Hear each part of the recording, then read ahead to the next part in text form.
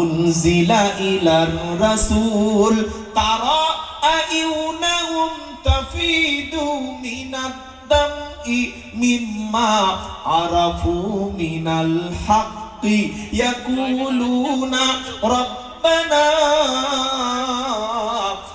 আমান্না ফাকতুবনা মা'আশ শাহিদিন। নারায়ে তাকবীর।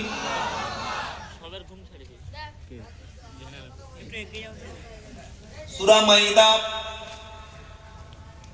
83 নম্বর আয়াত আল্লাহ পাক শোনাচ্ছে, ওয়া ইদা সামিউ মা উনজিলা ইলার রাসূল তারা আইউনাহুম। আশ্চর্য, সুবহানাল্লাহ, কি দামি কথা।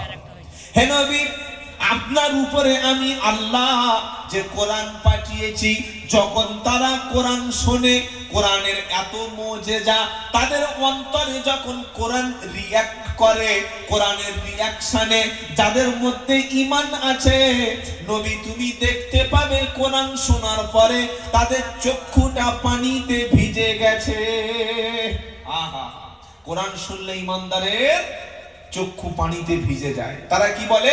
মিম্মা আরাফু মিনাল হাক্কি, কোরআন শুনে আমরা সত্য রবকে চিনতে পেরেছি।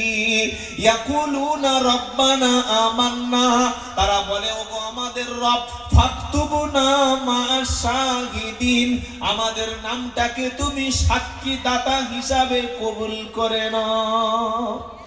সুবহানাল্লাহ বলি।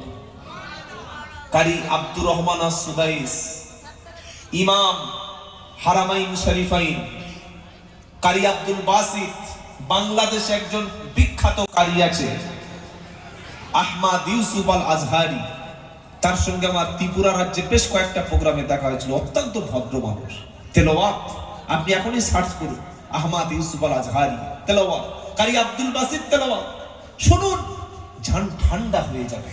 আল্লাহর কসম, আমি আব্দুল্লাহ জুবায়ের বলছি, আপনার মধ্যে যদি সামান্য ঈমানের ছিটে ফোঁটা থাকে, এই কোরআন কারীদের সুন্দর সুন্দর তেলাওয়াত শুনলে আপনার অন্তর শুধু ঠান্ডা হবে না, গায়ের পশম সঙ্গে সঙ্গে দাঁড়িয়ে যাবে। সুবহানাল্লাহ এখন বলার দরকার নাই, এই একদম ভোট হয়ে গেল আর একবার সুবহানাল্লাহ বলবেন, জোরে বলুন। আর গায়ের পশম দাঁড়িয়ে যাবে, এটা কোরআনে লেখা আছে। তাকশাইরু মিনহু জুলুদুল লাযিনা ইয়াকশাউনা রাব্বাহুম সুম্মা তালিনু জুলুবুহুম ওয়া কুলুবুহুম লিযিকরিল্লাহ। সূরা 23 পারার 20 পৃষ্ঠার একদম 2 নম্বর 3 নম্বর লাইনে আছে।